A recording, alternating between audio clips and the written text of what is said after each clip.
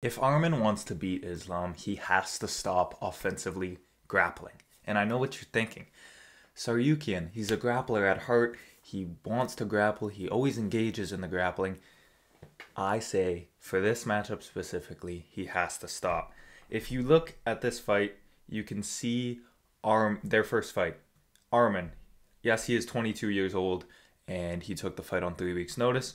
But his offensive wrestling... that screenshot's hilarious. His offensive wrestling gassed him out. In the third, he was gassed. He openly admitted this.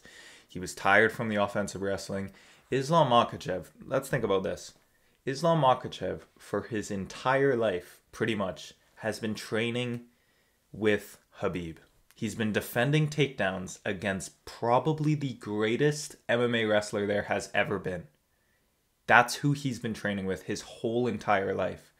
So think about the takedown defense that Islam has.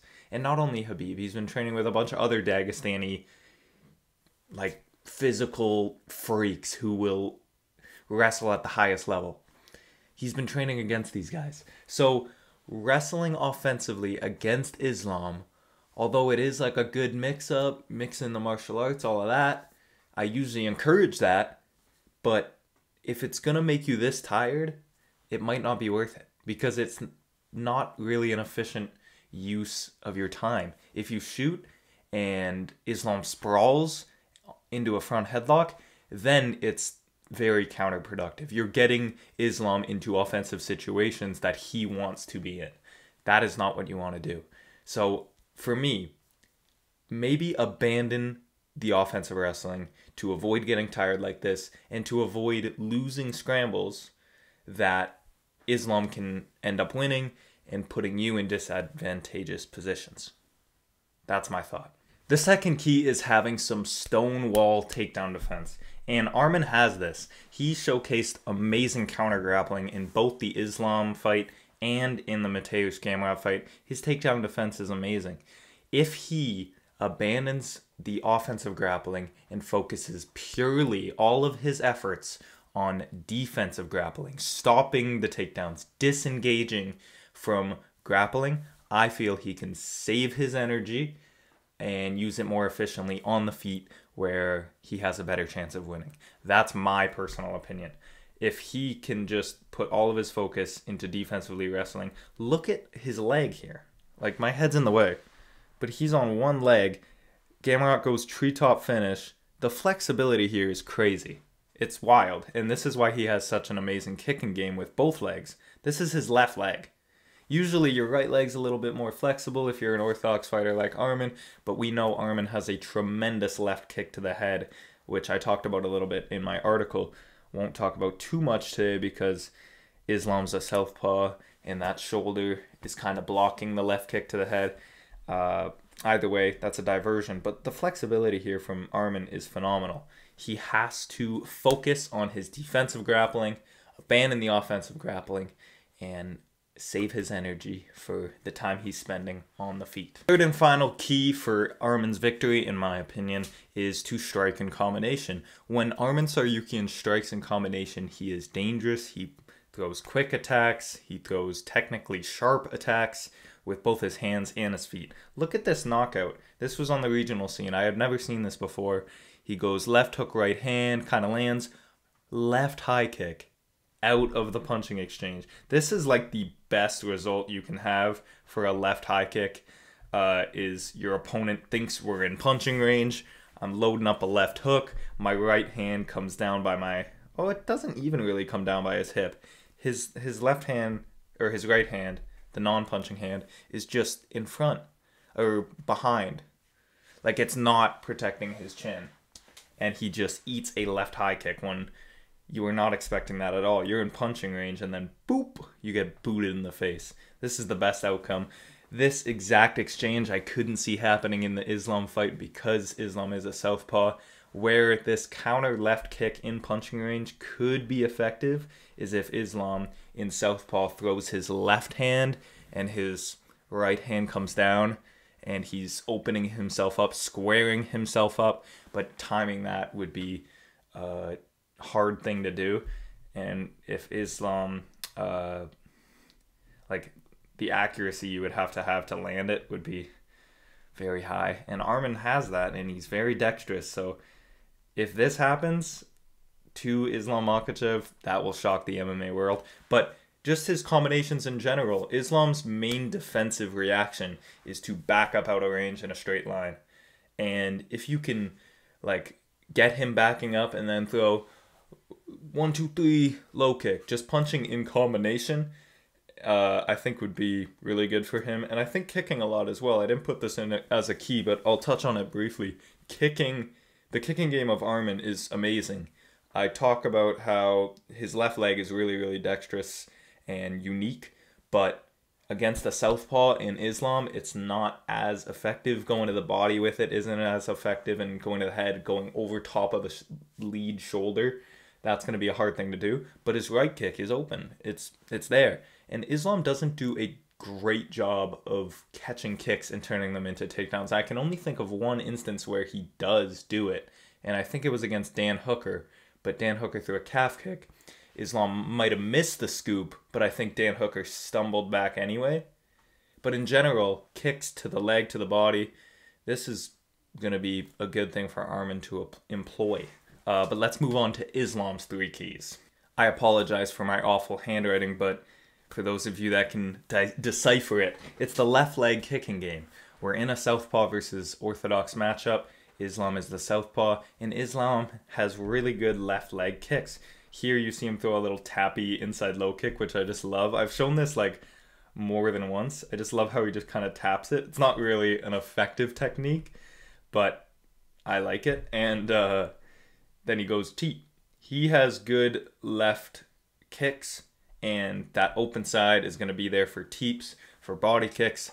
And this is another reason why I want Islam to employ kicking heavily. 2 reasons. Number 1, Arman Tsaryukan is shorter. He's about 5'7". He's not much taller than Volkanovski, which is kind of crazy. I don't know if the measurements are lying there, but Arman at 5'7", he's got to close the range a little bit. Islam has long legs, has good kicks. He can keep him at range with teeps to the body, and here he's scoring and Arman isn't. Also, second reason, if he's kicking, as I was talking about in the Arman game plan, I want Arman to avoid offensively grappling because I think it's an inefficient use of his energy, because Islam's takedown defense is just so phenomenal. And this could backfire in my face, and Arman could take him down a bunch of times and like dominate him in the wrestling. I just don't see that happening. Islam has been defending takedowns against Khabib his whole life. He's going to have good takedown defense. So kicking at Arman might entice Arman to catch a kick and start to wrestle. From there, you're making him work and being confident that if he catches your kick, you're able to defend. You're not going to get taken down instantly. It's not like this death thing that most kickers have. Like Yair, if he gets his kick caught, it's like, oh shit. But kind of in the sense that Olivera throws his kicks, he's not worried about you taking him down. He kind of wants you to. He'll work from his guard. But in this, like in Islam's case, it's throwing kicks. Make him try to take you down. Make him work. Like make him use his energy, expending by shooting takedowns on you. If you know what I mean. I'm not really communicating well right now. But if he's shooting takedowns on you using energy, then that's good for you, as long as you can defend them. And I have faith that Islam can do this. Got the kicking game as the first key. Second key, clinch striking. Islam is a phenomenal clinch striker. Watch him land a cheeky little headbutt that is accidental, but he slips inside and Poirier just kind of runs onto his head, and Islam grabs a double collar tie over top of the arm, blast Poirier with a knee.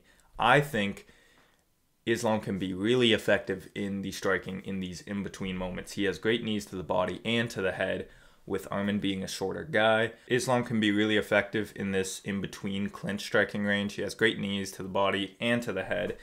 And the way Arman comes into range with his punches, they're often looping. Think of when he knocked out Beneil Dariush and he came in with it might have been a jab and then a looping right hand and then through the knee. He comes in looping, and as he loops, Islam could get in tight, get to the clinch, and get some knees off to the head and to the body. And he's really, really good at this. So I think going to the clinch and striking, looking to land some big knees, some elbows maybe. We haven't really seen too many elbows from Islam, but this is going to be effective damage for Islam to add up. The third and final key is to mix in the grappling. Let's wrestle. I think he's got to mix in the grappling. I think he's the better grappler, both offensively and defensively, although Arman is an amazing grappler. I think Islam is just that one level above, and I think he'll wear on Arman's gas tank if he can successfully grapple, and it will make Arman want to counter grapple if he is getting grappled, which will then lead to my first point with Arman of avoiding the offensive grappling because it's inefficient on his energy, making him counter grapple to then just stuff it and slowly gas him out. I think Islam is just the better grappler by a little bit in this matchup, so employ it. Wrestle against the cage. He had success taking down Arman in the first fight and controlling Arman in the third round. I think 5 rounds to fight in this one. Get to your wrestling game. If you're, I don't know, like obviously a part of Islam's game plan will be to wrestle, so I don't think this is really necessary for me to even give it as a key, but employ it. Don't get obsessed with your striking. Get back to some wrestling. Even though Arman's phenomenal defensive wrestler, get to some wrestling. As far as my official prediction for this fight, I am going to have to go with Islam Makhachev. I just think he has more ways to win in this. I think he is the better grappler. I think the striking is very close, but he's proven a very, very good striker, and so is Arman. I just think Islam is better all around, and he has more ways to win the fight.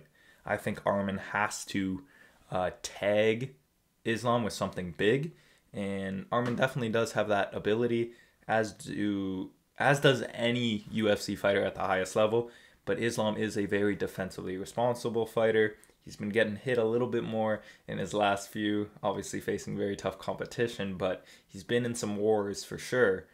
But I think he will be defensively responsible enough not to get caught with something big. I think the fact that he's a southpaw in this matchup helps him. His kicking game, his wrestling is just that, wrestling and grappling in general, I think is just that level above Arman. And I think Islam will win a decision. My guess would be maybe 4 rounds to 1 or 3 to 2. It'll be a close fight. Arman is a phenomenal fighter and in amazing shape, so Islam's got to be on the top of his game to get this done, but I think he has more ways to win, and I think Islam will get it done by decision. If you made it to the end of the video, thank you for watching. I did one on Umar versus Merab. That'll be linked over here probably somewhere, and then there's probably another video linked there as well. If you want to watch it, check it out. I'd appreciate it. Peace.